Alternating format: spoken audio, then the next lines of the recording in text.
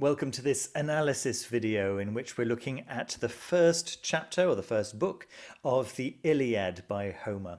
Just last week I released a full reading of the first chapter of the Iliad, fully produced with sound effects and all that good stuff. And I'd like to propose today that we listen to just a few of the sections of that reading and that I talk a little bit about the esoteric aspect of that particular section, just to give us some insight into the way the ancient Greeks used to think about their gods and how in turn that can inform our own practice today.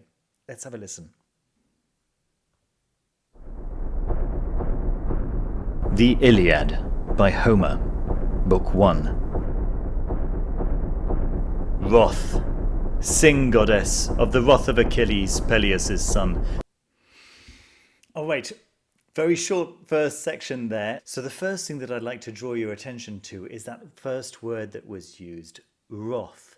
I've been using Murray's translation for this reading, and I've been adapting it to make it pleasurable to listen to. Now, Murray's translation doesn't start with the word wrath. It just starts with sing, goddess, of the wrath. But the original Greek text does start with the word wrath, and I think that it's important that this very emotional word should be the first word of the whole text. After all, it is a text about war and about two people striving against one another, Achilles and Agamemnon, who really come to blows over this really petty story and the resulting devastation that ensues. The second thing that I'd like to draw attention to is this sing goddess. This is a text that would have been learnt off by heart by bards. It would have been sung for various occasions. And the bard here is invoking the goddess. He's saying, sing through me, essentially. So here's our first insight into the way the ancient Greeks would think about gods as entities who would be able to work through them. Let's continue listening. That destructive wrath which brought countless woes upon the Achaeans, and which sent forth to Hades so many valiant souls of heroes, leaving their bones and flesh as spoil for dogs and every bird.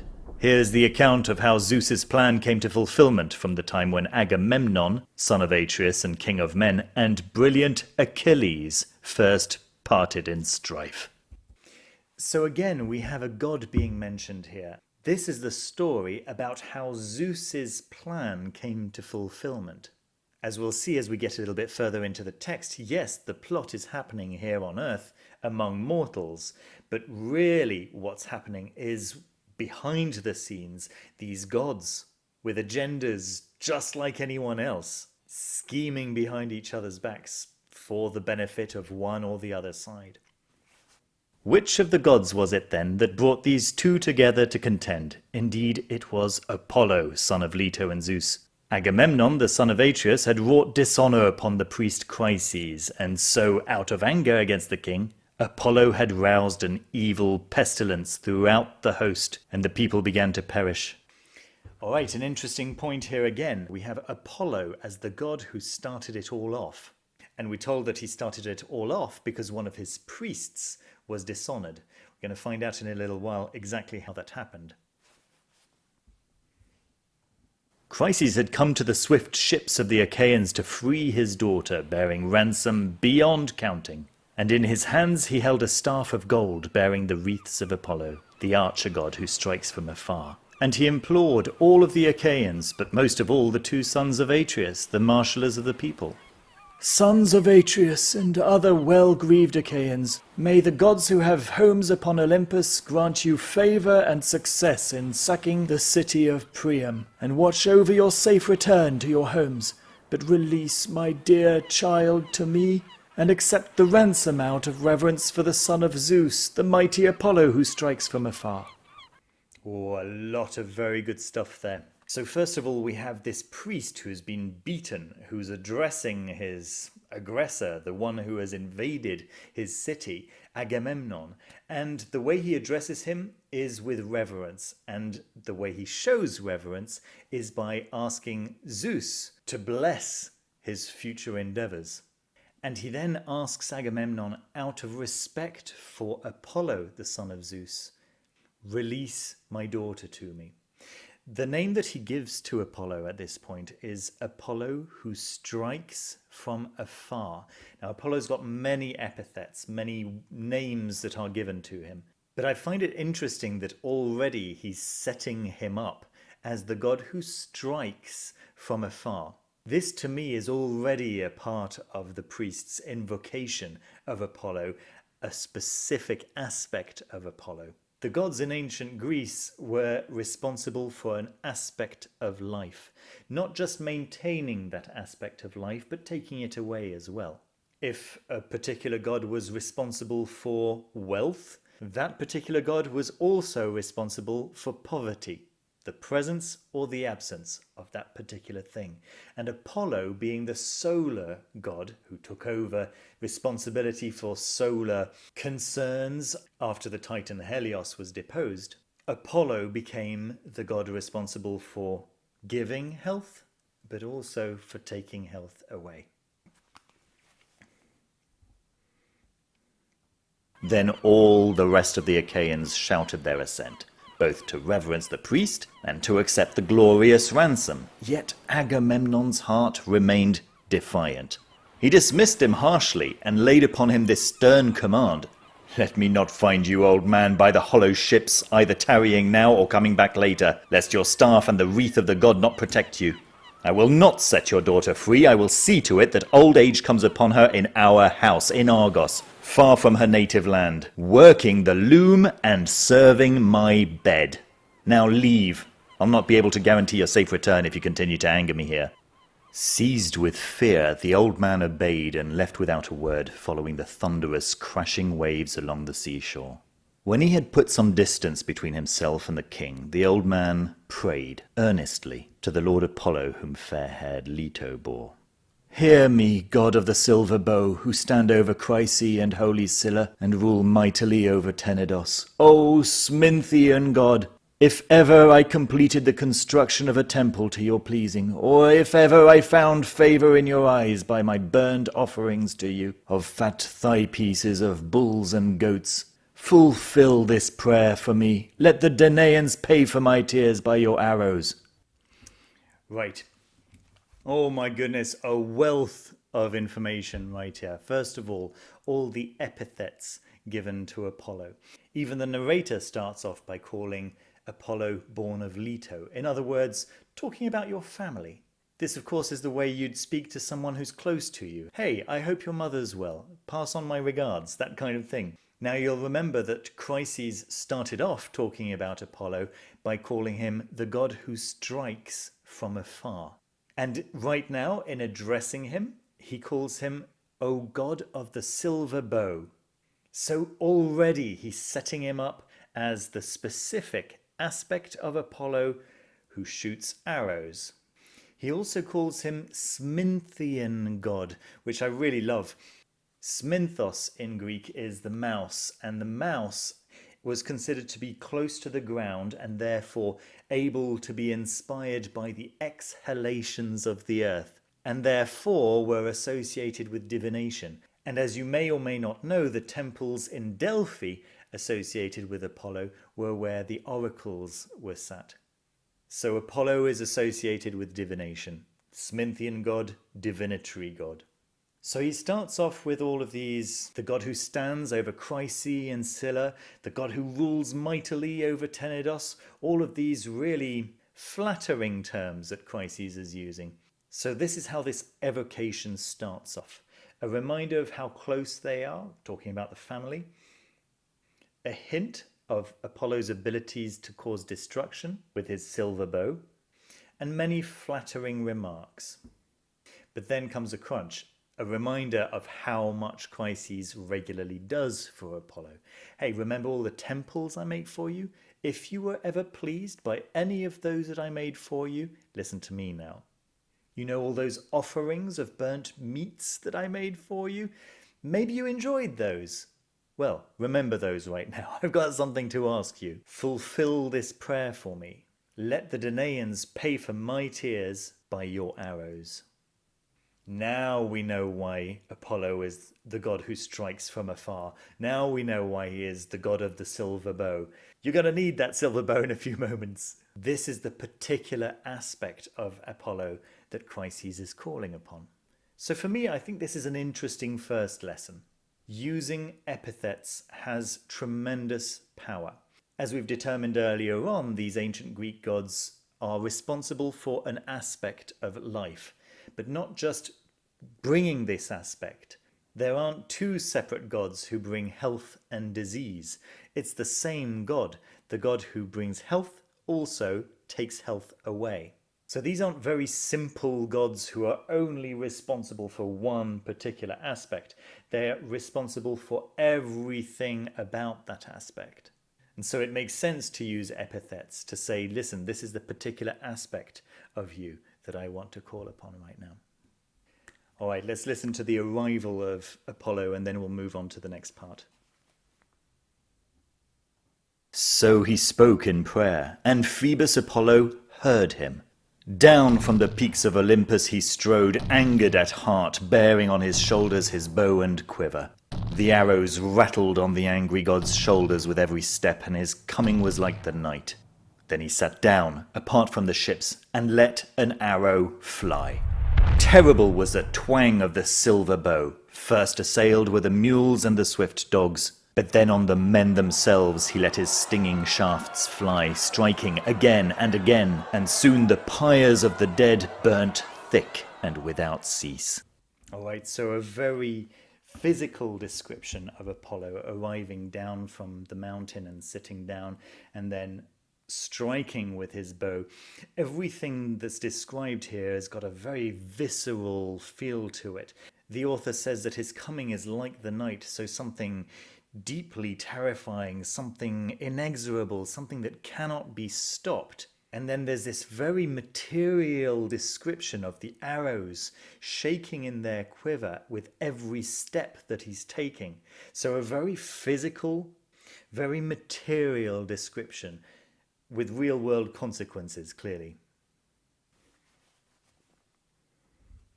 For 9 days the missiles of the god rained down upon the host, but on the 10th the white-armed goddess Hera pitied the Danaans whom she saw dying in droves, and put it in Achilles' heart to call the people to assembly.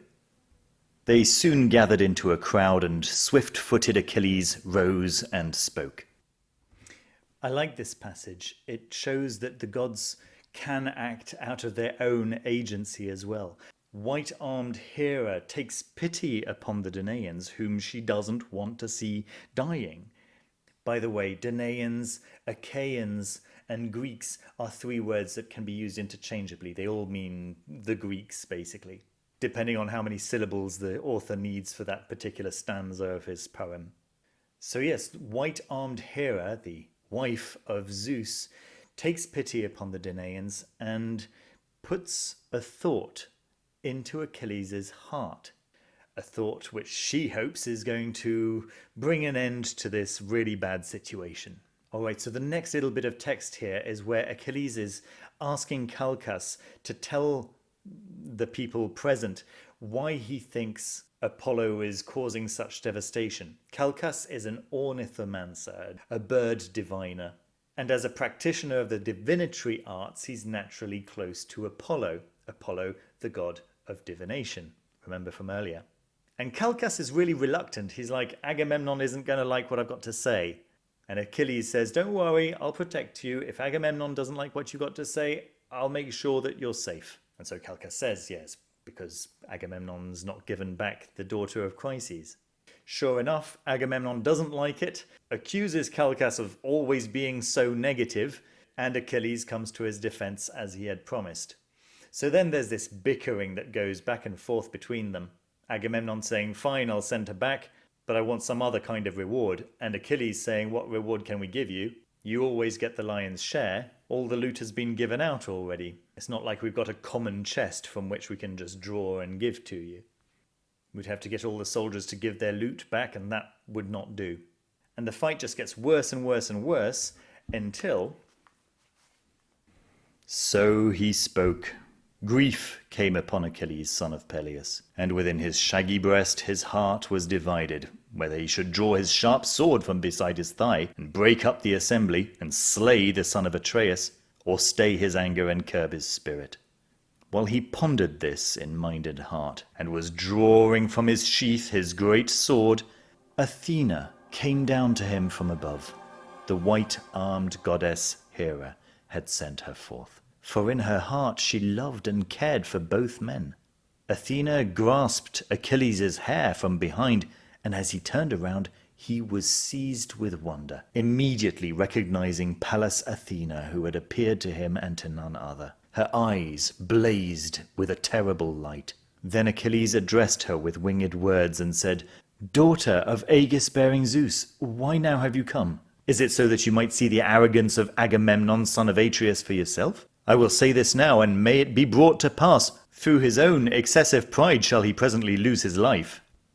Bright-eyed goddess Athena answered then, "I've come from heaven to stay your anger if you'll obey. The white-armed goddess Hera sent me forth, for in her heart she loves and cares for both of you.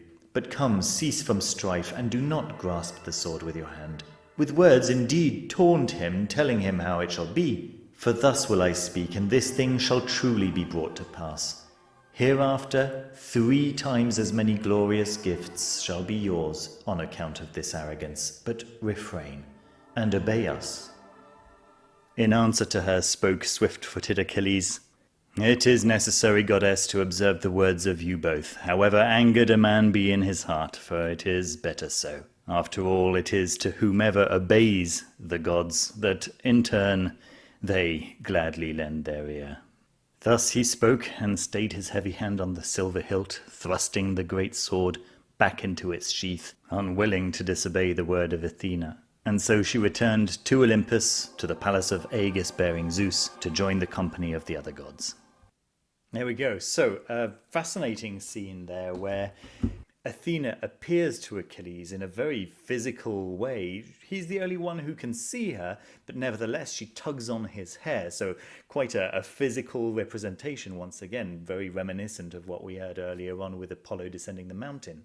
And it's white-armed Hera, once again, Zeus's wife, who has just felt sorry for what's going on here. She loves both of the men very much, and she doesn't want to see them fighting.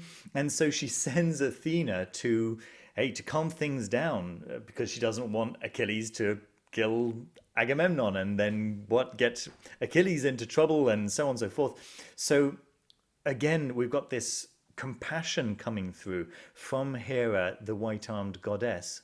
And Achilles says something quite interesting here. He says, "After all, it is to whomever obeys the god that in turn they gladly lend their ear." So once again, we've got a you scratch my back, I scratch your back kind of situation. Just like earlier on, Chryses was speaking to Apollo saying, "Hey, you remember all those burnt offerings I've made for you?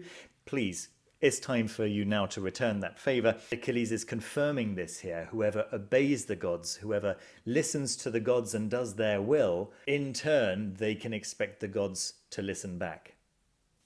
Now, eventually, Agamemnon accepts to send back Chryses, but he's very, very angry at Achilles and says that he's going to go to his hut to take Achilles' prize, who is, by the way, also a woman.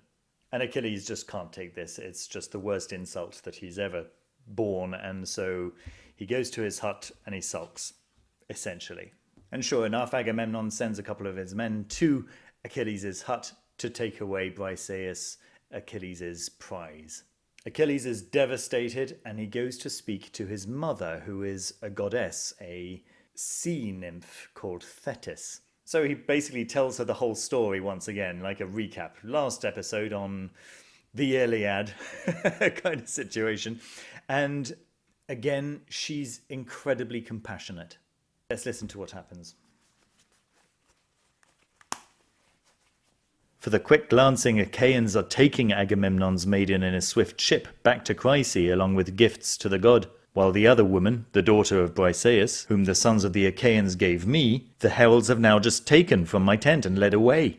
But you, if you are able, guard your own son. Go to Olympus and petition Zeus, son of Kronos, if ever you have gladdened his heart by word or deed. For often I have heard you declaring in the halls of my father that you alone among the immortals warded off shameful ruin from Zeus, lord of the dark clouds, on the day when the Olympians, Hera and Poseidon and Pallas Athene, wished to put him in bonds. But you came to him, goddess, and freed him from his bonds by quickly calling the son of Gaia and Uranus, he of 50 heads and 100 hands, whom the gods call Briareus, but whom all men called Agaeon, for he is mightier than his father. You called him to Mount Olympus, and he sat down by Zeus's side, exulting in his glory. And the blessed gods were seized with fear of him, and did not bind the son of Kronos. Bring this now to his remembrance, and sit by his side, and clasp his knees, in hope that he might perhaps wish to favour the Trojans, and for those others, the Achaeans, to pen them in among the sterns of their ships, and around the sea as they are slain, so that they may all have profit of their king, and the son of Atreus, wide-ruling Agamemnon, may know in his own blindness that he did no honour to Achilles, the best of the Achaeans. Then the water goddess Thetis answered him as she wept. Ah me, my child, why did I rear you, doomed in my childbearing? Would that it had been your lot to remain by your ships without tears and without grief. The years of your mortal life are already so short, but now it appears that you are fated to an early death, and are also laden with sorrow above all men. Therefore to an evil fate I bore you in our halls. Yet in order to carry your word to Zeus, I will myself go to snowy Olympus, in hope that he may be persuaded. But for now remain quietly beside your ships, continue to kindle your anger against the Achaeans, but refrain utterly from battle. For Zeus went yesterday to Oceanius, to the blameless Ethiopians, for a feast, and all the gods have followed him there. However, on the 12th day he will return to Olympus, and then I will go to the house of Zeus with threshold of bronze, and will clasp his knees in prayer, and I think I shall win him. So saying, she went her way, and left him where he was, angered at heart for the fair-girdled woman's sake, whom they had taken from him by force. There we go. So once again we have this compassionate female goddess, who instead of saying to him, grow up, because he's literally crying, the text says that he had tears in his eyes, couldn't contain his sobbing, and so on and so forth. She says to him, I completely understand. You feel like you've been dishonored. I will use the favor that I've gathered with Zeus, no less, to make sure that he does honor to you. So this is yet another possibility. I need the favors of this one god, but I've got no special relationship with this one god. So I'll speak to this other god with whom I do have a special relationship. This god owes this god a favor. And so, yeah, I'll ask this god over here to get the favor from the god that I actually need a favor from. So this is another way in which the I scratch your back, you scratch my back kind of works via a third party. Then there's a full description of how Odysseus, with many men, get onto a ship with Chryses' daughter, and bring her back to her father, along with a hecatomb. So a hecatomb is an offering, right, a burnt offering. And they set up this huge altar. First of all, the father and daughter are reunited. It's a beautiful scene. And then this hecatomb is set up around this altar. And there's a full description of the process of offering up this food to the god Apollo. And it's a beautiful description. I recommend that you go and listen to it. But we're not going to talk about that particular scene today. We're going to move a little bit forward to the moment where Thetis, Achilles' mother, is going to Olympus to actually speak to Zeus. 12 days passed, and at last into Olympus the ever-living gods returned, all in one company with Zeus leading the way. And Thetis did not forget her son's request, but rose up from the wave of the sea, and in the early morning went up to great heaven and Olympus. There she found the far-seeing son of Kronos sitting apart from the rest, upon the topmost peak of many-ridged Olympus. She sat herself down before him, and with her left hand upon his knees, she reached up with her right to touch him beneath the chin. And she spoke in prayer to King Zeus, son of Kronos. Father Zeus, If ever amid the immortals I gave you aid by word or deed, grant me this prayer. Do honour to my son who is doomed to death with a haste beyond all other men. Yet now Agamemnon, king of men, has dishonoured him, for he has taken his prize and keeps her by his own arrogant act. But honour him, Olympian Zeus, lord of counsel, and give might to the Trojans until the Achaeans do honour to my son and magnify him with reward. So she pleaded, and all the while Zeus the cloud-gatherer spoke not a word, simply sitting in silence. Thetis clasped his knees tighter, clinging close, appealing to him once again. Give me your infallible promise, nod clearly your assent, or else deny me. What could you possibly fear? Deny me and let me know just how deeply you despise me by honouring me least among all the gods. Greatly troubled, the cloud-gatherer Zeus finally broke his silence. Ah, surely this will be sorry work. You would set me on a course for strife with my wife Hera. Her infuriating taunts will never cease. Even now she always reproaches me in front of all the other immortal gods and claims that I give aid to the Trojans in battle. Come, leave now with haste, lest Hera suspect something, and I will give these matters thought to bring all to pass. Now see well, I will bow my head to you so that you may be certain, for this from me is the surest token among the immortals. No word of mine to which I bow my head may be recalled, nor is false, nor unfulfilled. The son of Kronos spoke and bowed his dark brow in assent, and the ambrosial locks waved from the king's immortal head, and he made great Olympus quake. When the two had taken counsel together in this way, they parted. Thetis leapt from gleaming Olympus straight into the deep sea, and Zeus went to his own place. Okay, a very interesting scene here where Thetis is essentially cashing in this favor that she is owed by Zeus. And you can tell Zeus doesn't want to grant this favor, but he owes her this favor. He has to do it.